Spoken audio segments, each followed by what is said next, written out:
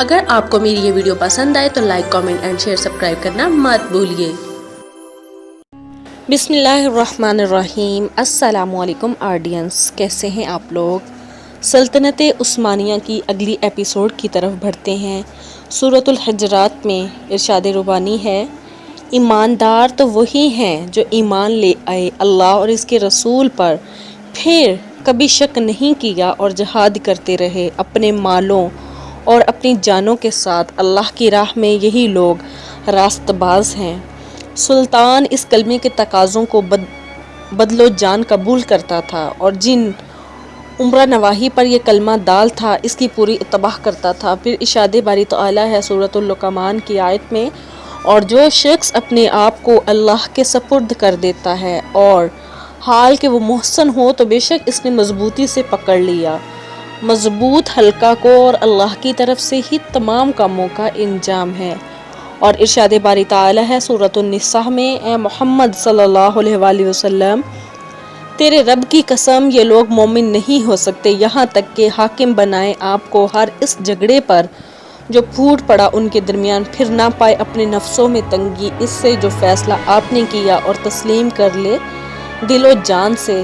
سلطان مراد کا اپنے رب پر سچا ایمان تھا، وہ ایمان میں بالکل خالص تھا اور اس کے دل میں شرک کا شائبہ تک نہ تھا۔ ارشاد باری تعالیٰ ہے سورۃ حالانکہ نہیں حکم دیا گیا تھا انہیں مگر یہ کہ عبادت کریں اللہ تعالیٰ کی دین کو اس کے لیے خالص کرتے ہوئے، بالکل یکسو ہو کر۔ اور کچھ لوگ وہ ہیں جو بناتے ہیں اوروں کو اللہ کا مد مقابل، محبت کرتے ہیں ان سے جیسے اللہ سے محبت کرنا چاہیے، اور جو ایمان لائے ہیں وہ سب سے زیادہ محبت کرتے ہیں اللہ سے۔ یہ سورۃ البقرہ کی آیت نمبر 165 میں ارشاد باری تعالیٰ تھا۔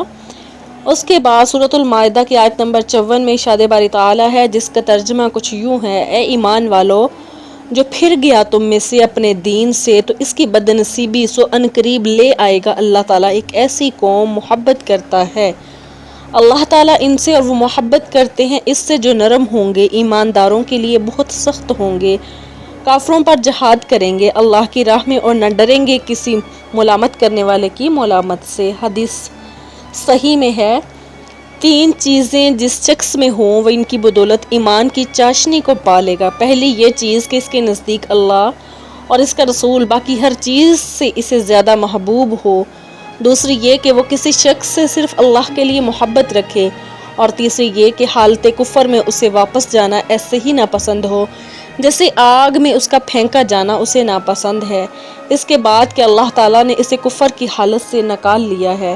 سلطان مراد ایمان اور کلمہ توحید کی حقیقت کو سمجھتا تھا، اس نے اپنی زندگی میں اس کے اثرات کو محسوس بھی کیا تھا۔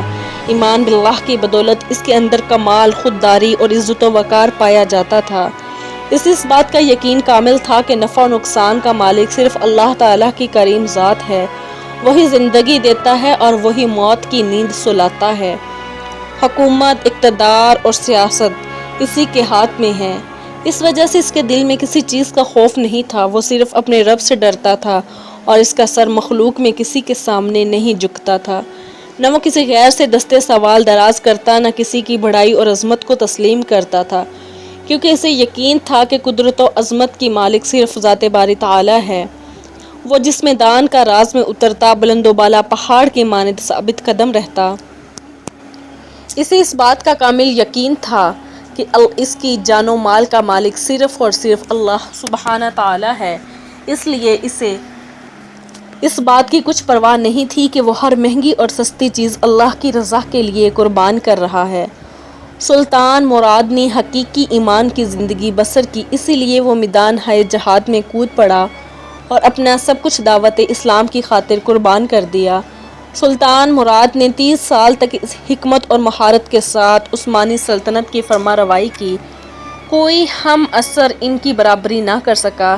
بیزنطی مورخ یلاس مراد اول کے بارے میں لکھتا ہے، سلطان مراد نے بہت سے اہم کام سر انجام دیے، وہ 37 معرکوں میں خواہ وہ انا فضول میں ہوئے یا بلکان میں اترا اور اس تمام میں کامیابی سے ہمکنار ہوا۔ وہ اپنی رعایا سے شفقت کا سلوک کرتا اور اس میں مسلم و غیر مسلم کی کچھ تمیز نہ کرتا۔ فرانسیسی مورخ لکھتا ہے مراد خاندان عثمان کی عظیم ترین شخصیات میں سے تھا۔ جب ہم ان کی شخصیت کا تنقیدی جائزہ لیتے ہیں تو ہم انہیں اس عہد کے تمام یورپی حکمرانوں سے بہت بلند سطح پر پاتے ہیں۔ مراد کو اپنے والد سے ایک بہت بڑی سلطنت وراثت میں ملی جس کا رقبہ 95,000 مربع کلومیٹر تھا، اور جب وہ شہید ہوا تو اپنے بیٹے بایزید کو 50 لاکھ مربع کلومیٹر کی سلطنت وراثت میں دی۔ گویا اس نے 29 سال میں اپنے باپ اور خان کی چھوڑی ہوئی سلطنت میں 5 گنا سے زیادہ اضافہ کیا۔ معرکہ کسوف میں مسلمانوں کی فتح پر جو نتائج مرتب ہوئے وہ درج ذیل ہیں۔ علاقہ بلقان میں اسلام کی اشاعت اور قدیم اشراف اور شیوخ کا محض اپنے ارادے سے اسلام میں داخل ہونا، یورپی سلاطین کی بے چینی اور عثمانی دولت کی طرف دوستی کا ہاتھ بڑھانا، ان میں سے بعض نے فوراً جزیہ دینے کی حامی بھر لی اور بعض نے عثمانیوں کی طاقت سے خوفزدہ ہو کر ان کے حملوں سے بچنے کے لیے خیر سگالی کا اعلان کیا۔ عثمانی اقتدار ہنگری، رومانیہ اور ان علاقوں تک پھیل گیا جو اور یا تیک کے قرب و جوار میں تھے، حتیٰ کہ ان کا اثر و رسوخ البانیہ تک جا پہنچا۔ سلطان بایزید اول 791 ہجری تا 805 ہجری بمطابق 1399 تا 1402۔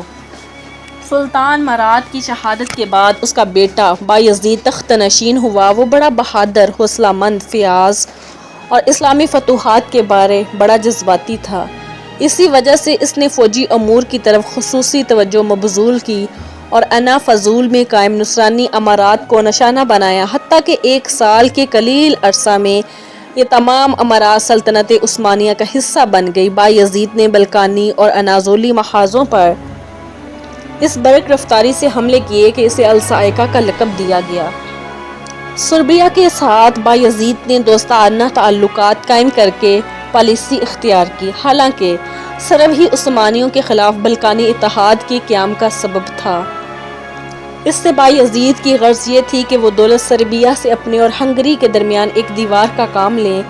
بایزید ایک ایسے حلیف کی ضرورت محسوس کرتا تھا جو ایشیائے کوچک کی اسلامی ترکی سلجوقی امارات کے بارے سے اس کی نئی عسکری پالیسی میں اس کے کام آ سکے۔ اس لیے بایزید نے سربیا والوں سے اس بات پر اتفاق کر لیا کہ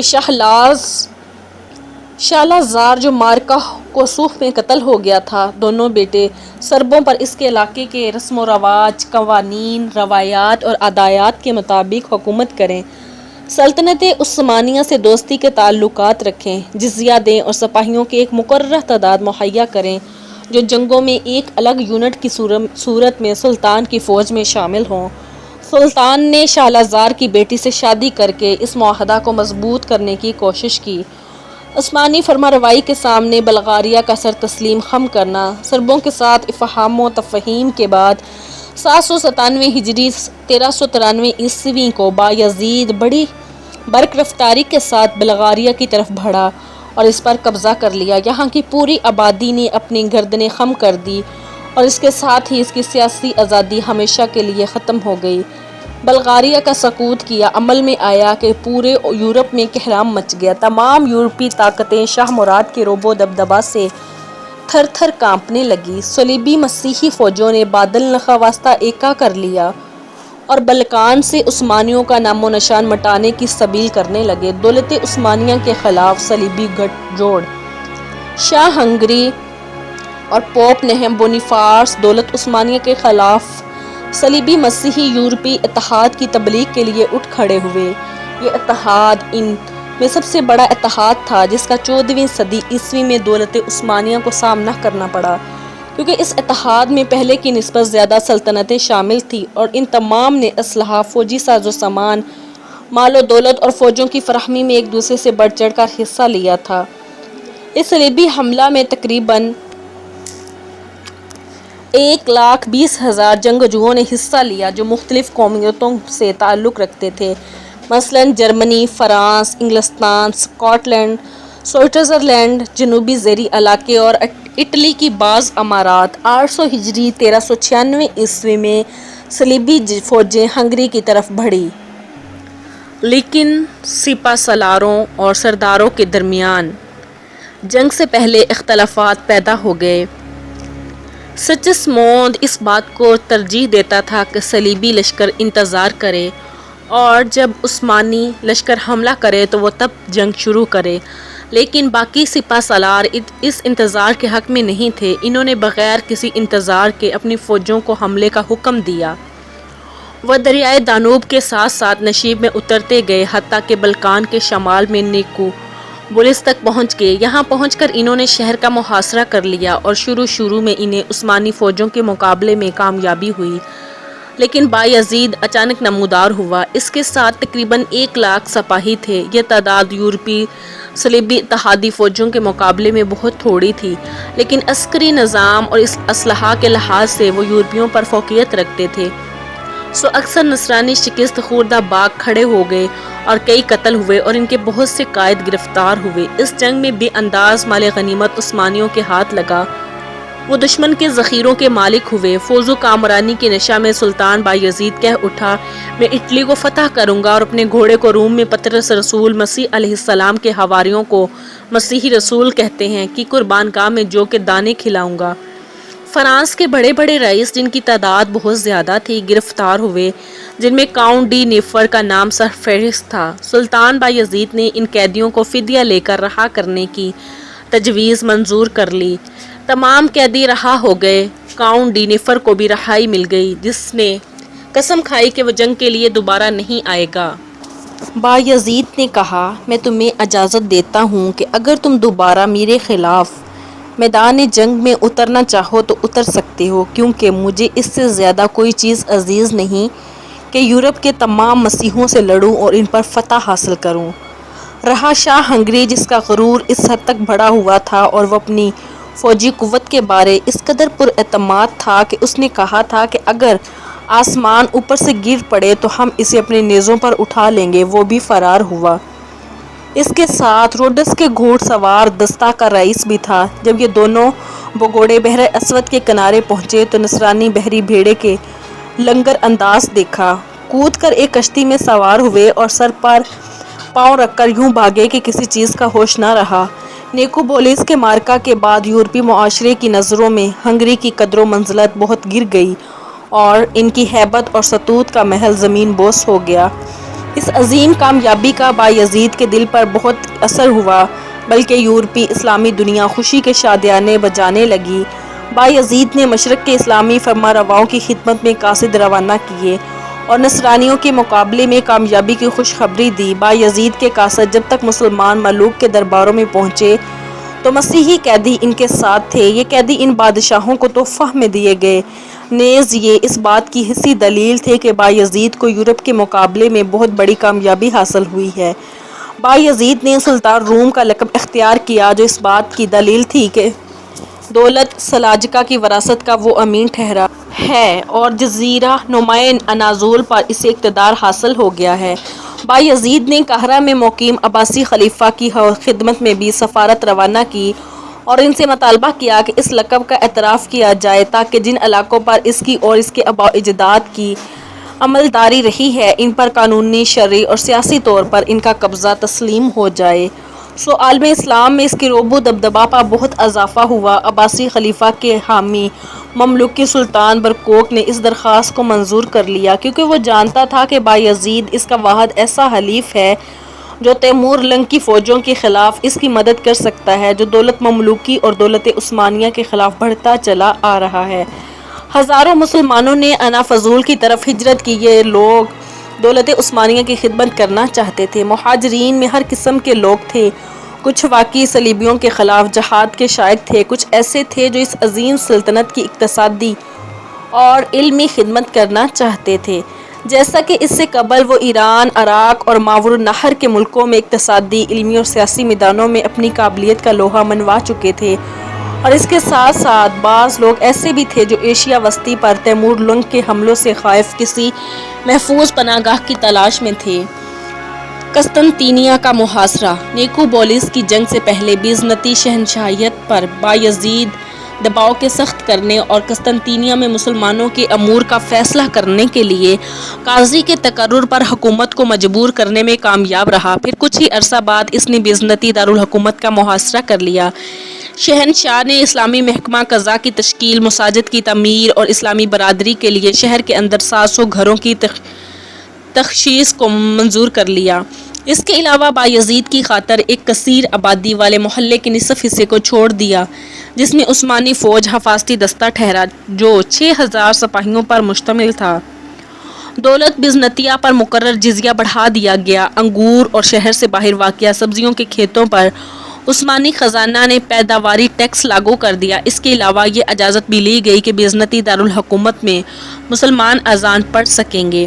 مارکا نیکوپولس میں عظیم کامیابی کے بعد عثمانیوں نے اپنے پاؤں بلقان میں جما لیے، جس کی وجہ سے بلقانیوں کے اندر خوف و ہراس پھیل گیا۔ بوسنیا اور بلغاریہ نے بھی دولت عثمانی کی اطاعت قبول کر لی۔ عثمانی لشکروں نے نصرانی جنگجوؤں کا پیچھا جاری رکھا تاکہ انہیں کسی میدان میں واپس آنے کی ہمت نہ ہو۔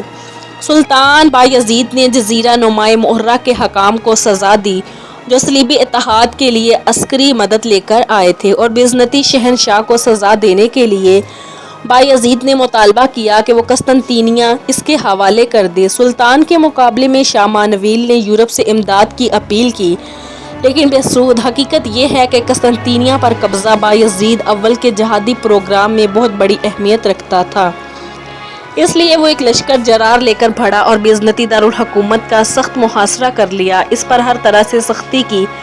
یہ محاصرہ باقی رہا حتیٰ کہ شہر فتح ہونے میں چند ساعتیں باقی تھی، اور یورپ اس انتظار میں تھا کہ آج یا کل کس وقت اس قدیم دارالحکومت کا سقوط عمل میں آتا ہے۔ سلطان ایک نئے خطرے سے نمٹنے کے لیے محاصرہ اٹھا کر مشرقی علاقوں کی طرف روانہ ہو گیا۔ تیمور اور بایزید کے درمیان تصادم۔ تیمور محور النہر میں مقیم ایک شریف خاندان سے تعلق رکھتا تھا۔ 1369 میں خراسان کے تخت پر جلوہ افروز ہوا، جس کا دارالحکومت سمرقند تھا، اور دیکھتے ہی دیکھتے عالم اسلام کے ایک بہت بڑے حصے پر چھا گیا۔ اس کے خوفناک اور عظیم لشکر پورے ایشیا میں دلی سے لے کر دمشق تک اور بحر آل سے لے کر خلیج عرب تک پھیل گئے۔ فارس، آرمینیا، فرات اور دجلہ کے بالائی علاقے، بحر قزوین سے بحر اسود تک کے درمیانی علاقے اس کی سلطنت کا حصہ بن گئے۔ روس میں وہ کئی علاقوں پر چھا گیا۔ دریائے فولجا کے ساتھ دور تک پھیلے ہوئے علاقے اور دون ونیر پر بھی اس کا جھنڈا لہرانے لگا۔ اس نے اعلان کیا کہ وہ پوری دنیا پر اپنی فتح کے جھنڈے گاڑے گا اور پوری دنیا پر بلا شرکت غیر حکومت کرے گا۔ وہ اکثر کہا کرتا تھا، یہ ضروری ہے کہ زمین پر صرف ایک شخص حکمرانی کرے، کیونکہ آسمانوں پر صرف ایک اللہ ہے۔ تیمور بہادری، حربی اکبریت اور سیاسی مہارت جیسی اعلیٰ صفات سے متصف تھا۔ وہ کوئی بھی اقدام کرنے سے پہلے معلومات جمع کرتا تھا اور جاسوس بھیجتا تھا، پھر عجلت سے بچتے ہوئے پوری فراست کے ساتھ احکام صادر کرتا تھا۔ اس کے رعب و دبدبا کا یہ عالم تھا کہ جو بھی حکم دیتا تھا لشکر اس سے کر گزرتا تھا۔ بحیثیت مسلمان تیمور علماء، مذہبی افراد، بالخصوص سلسلہ نقشبندیہ کے بزرگوں کا دل و جان سے احترام کرتا تھا۔ تیمور اور بایزید کے درمیان چپکلش میں مختلف عوامل اور اسباب کار فرما تھے، جن میں سے چند یہ ہیں۔ عراق کے وہ امیر جن کے علاقوں پر تیمور نے قبضہ کر لیا تھا، وہ بایزید کے ہاں پناہ گزین ہوئے۔ اسی طرح ایشیا کچک کے بعض امراء نے آ کر تیمور کی پناہ لے لی تھی، اور دونوں جانب پناہ لینے والے یہ امراء تیمور اور بایزید کو جنگ پر اکساتے رہتے تھے۔ نصرانیوں نے تیمور کو شے دی کہ وہ بایزید پر حملہ آور ہو اور اس کا خاتمہ کر دے۔ طرفین کی طرف سے ایسے خطوط تحریر ہوئے جنہوں نے جلدی پر تیل کا کام کیا۔ بایزید کے نام ایک خط میں تیمور نے اس کی احانت کر ڈالی اور لکھا کہ اس کے خاندان کی اصل پردہ خفا میں ہے، اور کہا میں تجھے صرف اس لیے معافی دیتا ہوں کہ آل عثمان نے اسلام کی بڑی خدمت کی ہے۔ تیمور نے اپنے خط کے آخر میں بایزید کی شان کو گھٹایا کہ وہ ترکوں کا سردار ہے، جس کی وجہ سے بایزید طیش میں آ گیا، اور اس نے اس چیلنج کو قبول کرتے ہوئے واضح الفاظ میں یہ کہہ دیا کہ وہ تیمور کو تبریز اس کی سلطنت کے مرکز میں اس گستاخی کی سزا دے گا۔ اور سب سے بڑا عامل یہ تھا کہ دونوں فرما روا اپنی سلطنت کی توسیع چاہتے تھے، اور یہی چیز اس چپکلش کا اصل محرک ثابت ہوئی۔ پھر دولت عثمانیہ کا زوال شروع ہو گیا۔ تیمور اپنے لشکر کو لیے آگے بڑھا، سو اس پر قبضہ کر لیا، اور شہر کے محافظ لشکر کو، جس کی قیادت بایزید کا بیٹا ارطغرل کی رہا تھا، شکست دی۔ بایزید 20 لاکھ مجاہدوں پر مشتمل ایک لشکر کے لیے 804 ہجری بے مطابق 1402 عیسوی کو تیمور کے مقابلے کے لیے انقرہ پہنچا۔ دونوں فوجوں کا آمنا سامنا ہوا۔ 20 جولائی 1402 عیسوی 804 ہجری کو تیمور اپنا لشکر جرار لیے آگے بڑھا۔ دونوں لشکر آپس میں گت گئے۔ مغلوں کو کامیابی ہوئی۔